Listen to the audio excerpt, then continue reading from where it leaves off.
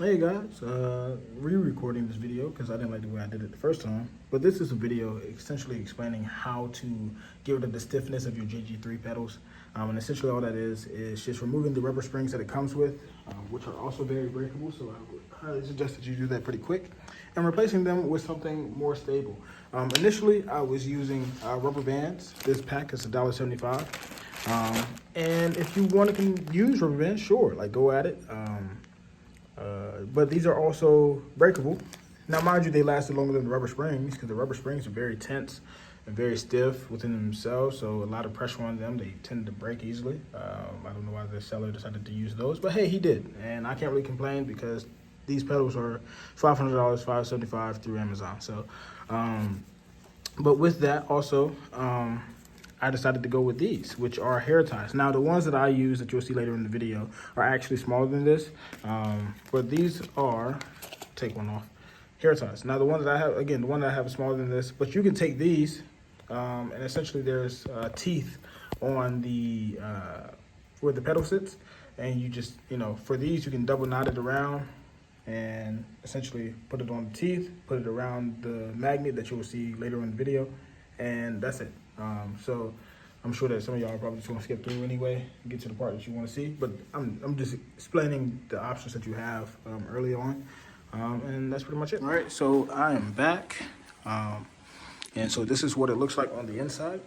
As you can see, I still got some rubber bands down there because I just haven't changed them out, and I rarely play that high on the pedal board, but like, hey, I mean, I haven't needed to change them out because I've never needed to change those out.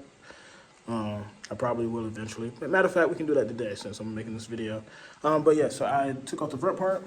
The front part goes up like this. That's the front part right there. Unscrewed that, and this is the top part that rests on top of this right here, just like that. Took both of those off. And so let's get down here on the floor, shall we? As you can see, mine looks kind of like interesting, right? It's kind of different. So what I've done is I've adjusted how I wanted the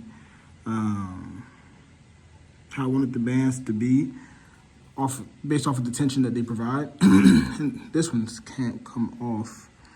I don't know maybe I didn't need it. Yeah, because maybe it was just an extra one that I had on there. Yeah, because all of these feel the same. So, yep. So, well, I had an extra one on there for whatever reason. So I take this off real quick, so you can get a glimpse of what that is. But yeah, so this is the size as opposed to the big ones that I used for this. And as you can see, the tension is based off of the pedal, right? So I guess maybe due to inconsistencies in the pedal, they all feel different. So this one has two of them. This A flat has two of them on it, wrapped around completely, as opposed to this A that has one wrapped around completely and then one just halfway, right? And that's just based off of how it feels to my foot. They're all just specified to how I think they should feel. And yours might be different, but I think that provides a great deal of like, hey, I want to specify it for myself. So essentially, I'm gonna show you what to do. I'm gonna take off this rubber band since I have an extra one down here. And as you can see, when you take it down, right, it just drops and it just kind of dangles. When it breaks, that creates sound, right? And that's what we don't want. So you just wrap it around and put it over, and that's it. That is all. So I'm actually probably gonna put this rubber band back on there because that's kind of loose to my liking. So I'm probably double that up and then go around once on this side. Let's see what that feels like. Yeah, I like that. I like that a lot. That feels good. Okay, so yeah, so essentially that's all you do. Like it's not a hard process. Just unscrew some screws and put some new stuff on there. So again, a lot of people talk about the inconsistencies of it or whatever. I've heard of people taking magnets, more of these magnets, right? So you can unscrew this right here, these screws as well, and you can put more magnets on And I guess that's supposed to make some more louder or quieter, more consistent, but it also affects the magnets of other, because, you know, they create a magnetic field, excuse me, and that affects it. So you have to be like very precise. You can screw in or unscrew a little bit, and that's also supposed to affect how loud or how quiet something is. But again, that can affect the sound of other ones. So in order to get the sound you want, I would suggest to plug, mine sound good, so I'm not doing all that, but I would suggest plugging your pedals into whatever rig you're using for, you know, you can use them with Nord or Viscount, or if you're using Hammond B3X like I am, because I have a Midi setup, have that plugged in, so that way while you're doing it, you can adjust and you can play the different pedals and tap the different pedals to see if it's affecting your sound in the way that you want it to. Right? But again, these are $500. $575 if you get them through Amazon. It's by far the cheapest on the market. So I can't really complain too much for, you know, putting $1.75 here, or, you know, $2.10 here, you know, $2.10 here, for like for the hair ties. I can't really complain, right? Like, it took all of what, 5 minutes? Not even. Yeah, not even, because I just unscrewed them. So it took me all of 30 seconds to unscrew the screws, and an extra $2.10. So I spent, all in all, to get what I wanted to get out of this, $577 for some MIDI pedals, right? As opposed to Hammond. The biggest complaint that people have, though, tends to be that this doesn't have like room for an expression pedal. So I made a little rig.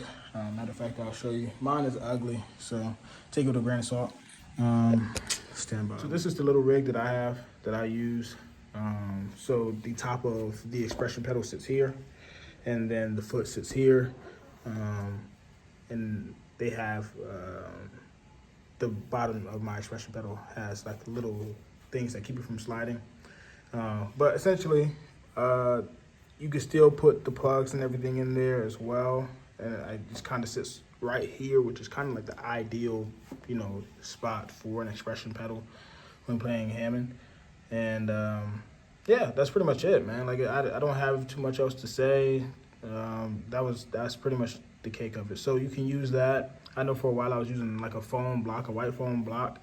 Depending on where I was going, it was kind of, I swear, and this doesn't look pretty either. Like, my dad made this because I didn't know what I was doing. I'm gonna eventually get something actually that looks, even if it's just a block of wood, but it looks like a nice block of wood, I'll probably have that in front of this instead. But this works for right now. And yeah, so probably you'll find something that works for you. But yeah, I think that's the only downside to the JG3 pedals, based off of the price that they have. My man's could have bought a little more wood and made the price, instead of $500, $510, right? You know what I mean? And give us a little room for the expression pedal. But that's all right. $500, I can't really complain too much. So yeah, but that's pretty much it. My pedals feel nice. They sound good. And they work for me. So hopefully this video helped you with whatever issues you guys have with your JG3 pedals. And yeah, hopefully I'll do some more playing videos in the future. I've gotten a little better since last time I made a video on these pedals and on Hammond B3X. But yeah, that's pretty much it. So I hope you guys have a great day.